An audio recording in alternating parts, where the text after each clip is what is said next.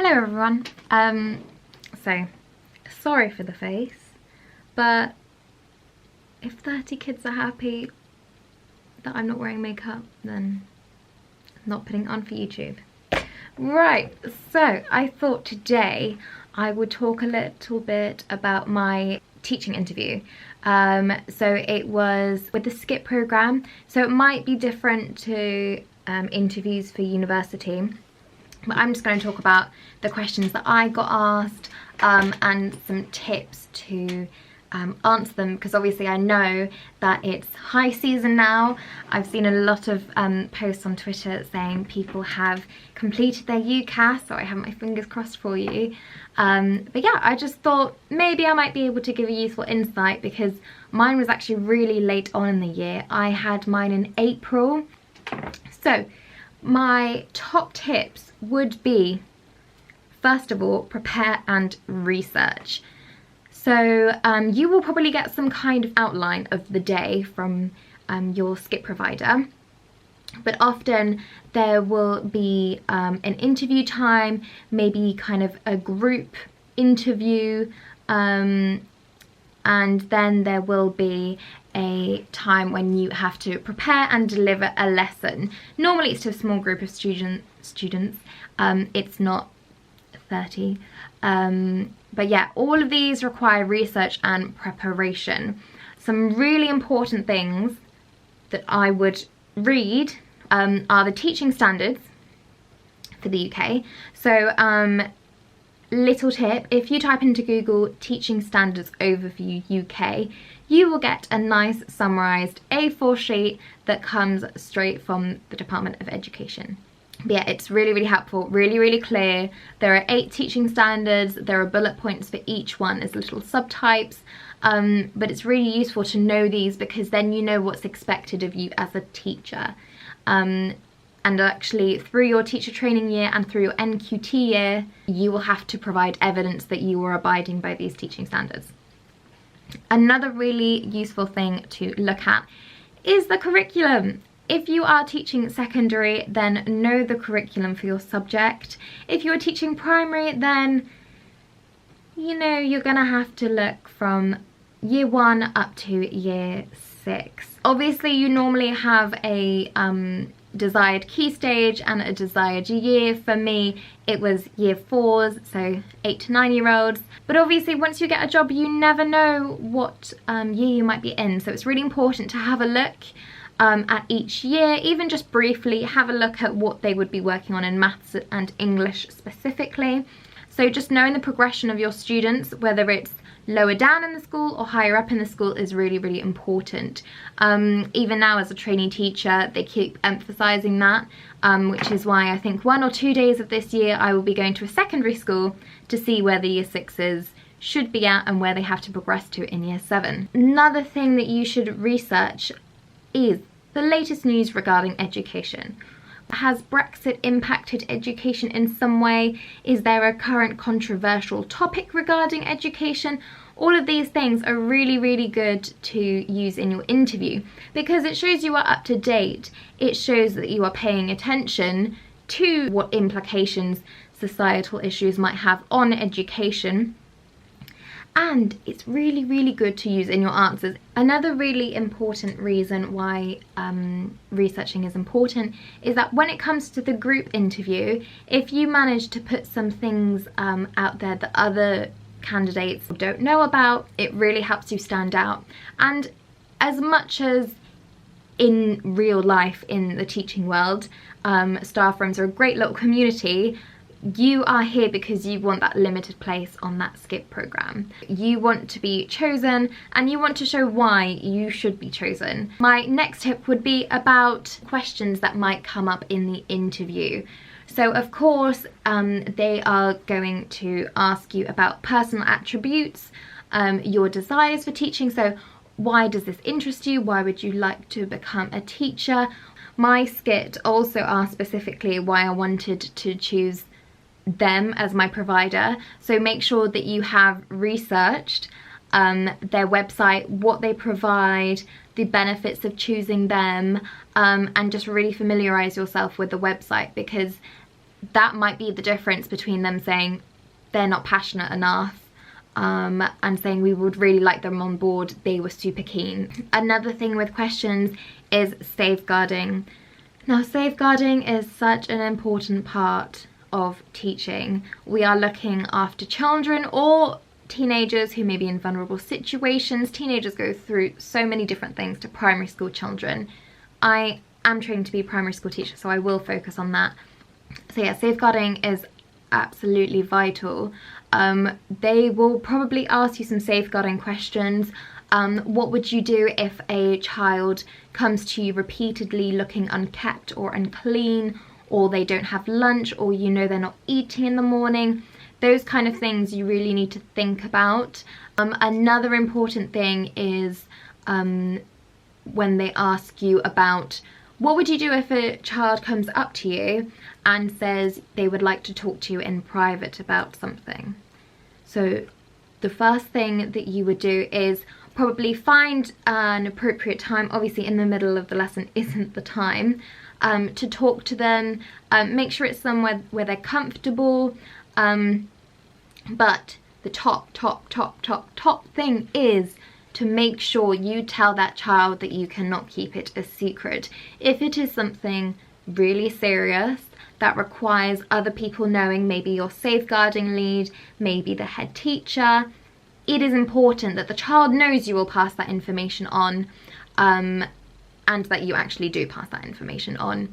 You also cannot promise that everything will be okay. We don't have that power to ensure that everything is okay, especially depending on the situation. You just need to make sure that you do something about it, and do something with the information that you have been given.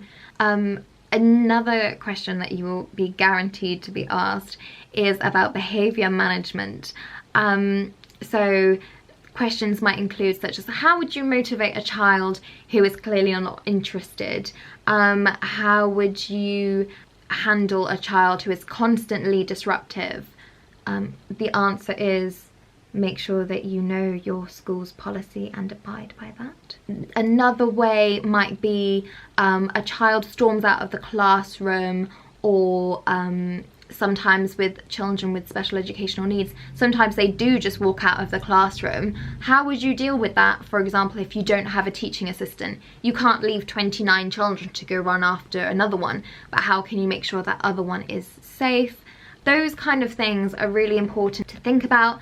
One thing I would advise is maybe just getting a sheet of paper. I just randomly have a sheet of paper here, and doing a little mind map or a little brainstorm of questions that they could ask. So for example, I don't have a pen near me, sod's law, but you could do the circle in the middle, say how to motivate, and then put some ideas around it. Just some things that hopefully you will remember in the interview, and you can list several things. Do that with the behaviour one as well. The safeguarding, the key thing is just to say, I can't keep it a secret, and I can't promise that everything is going to be okay. My next top tip is regarding the mini lesson observation.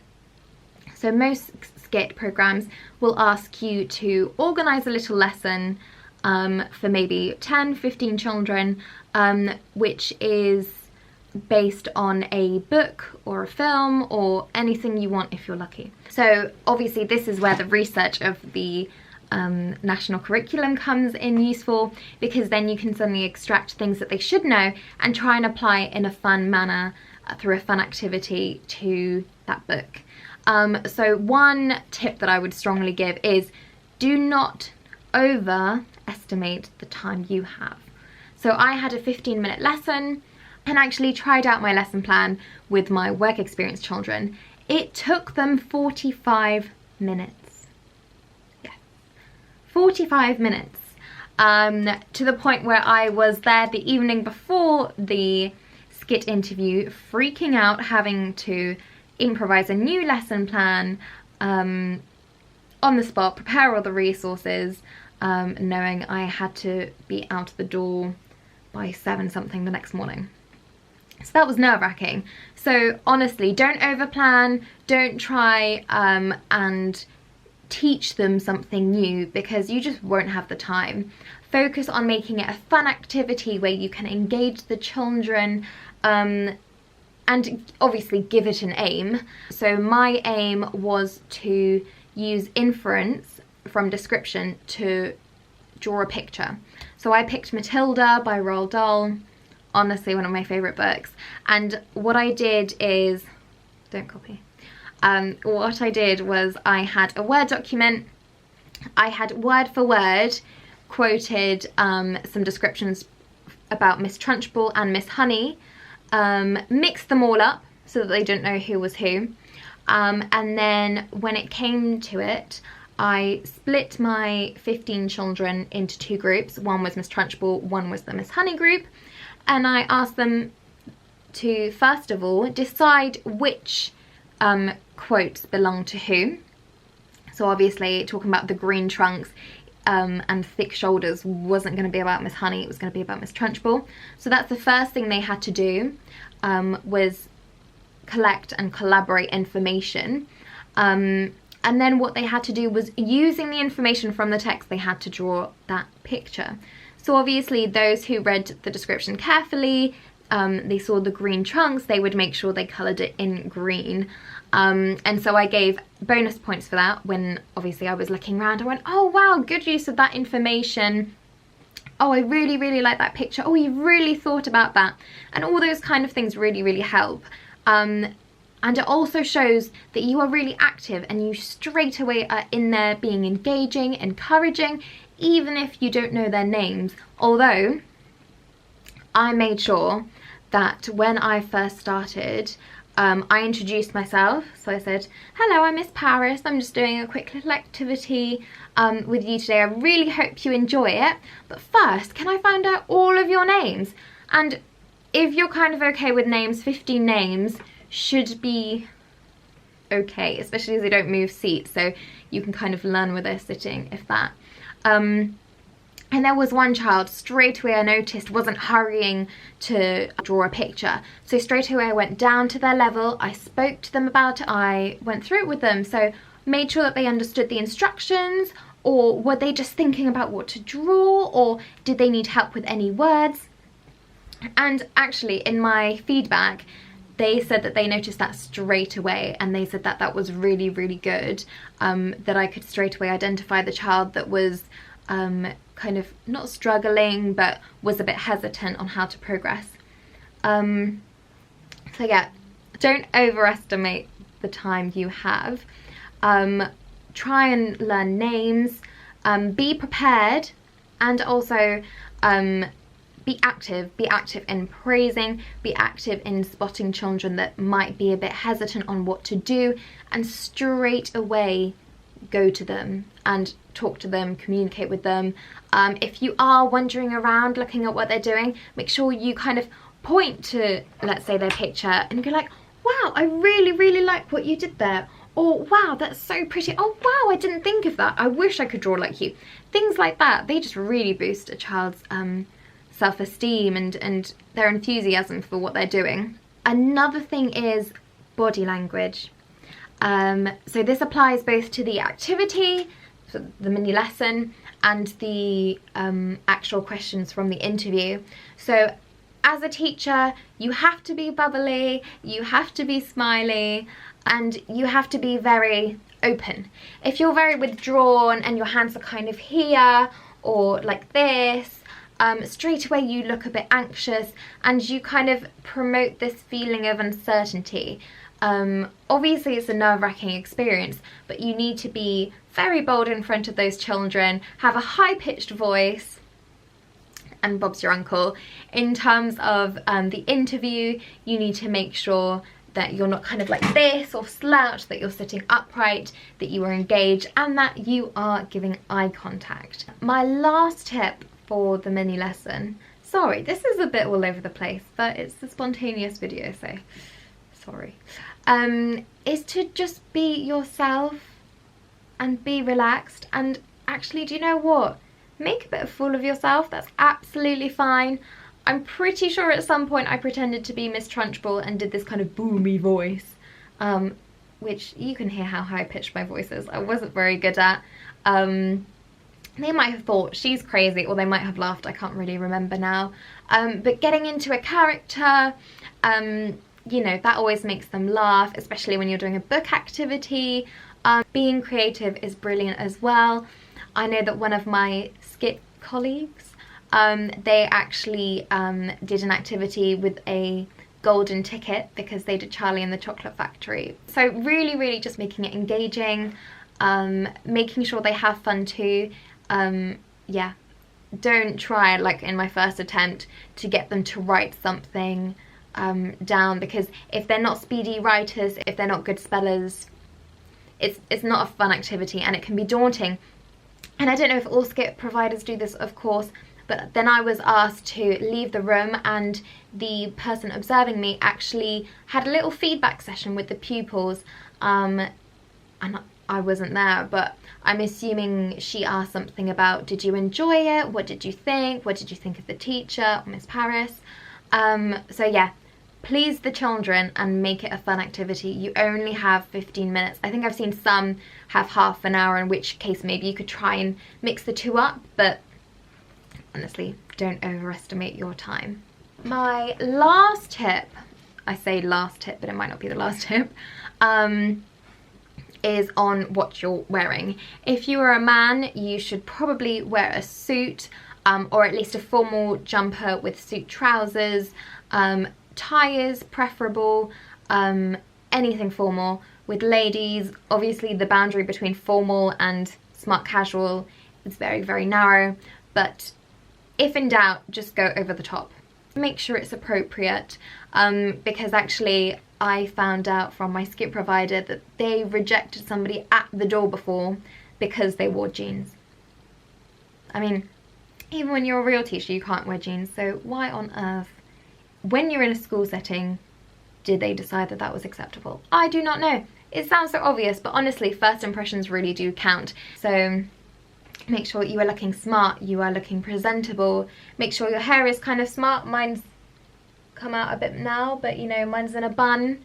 And yeah, make sure you're looking your best and professional and demonstrating to them the image that you want to be seen as. Does that make sense? Hopefully. Oh, one last thing. See, I knew that last time wouldn't be the last time.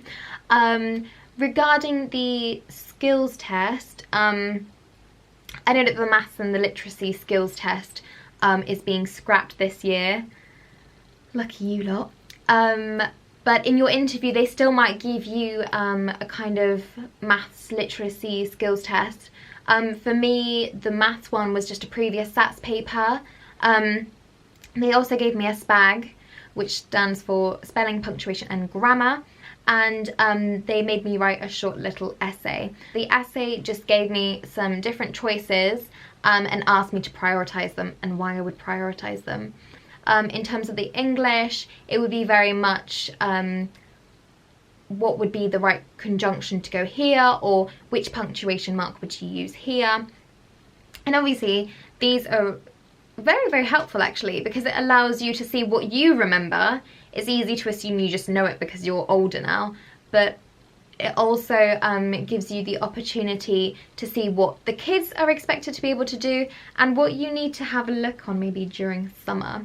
Obviously for the SCITT providers it's useful for them as well. Yeah, so don't be afraid by those tests.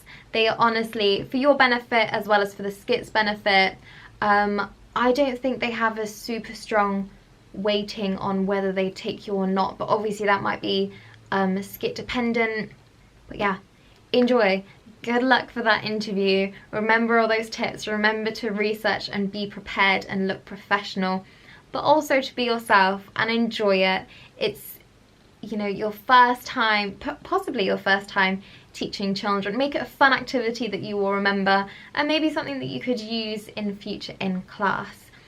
I will be posting more tip videos, so I really hope that you choose to subscribe, press the little bell, and I really hope to see you again soon. Thank you for watching. Bye!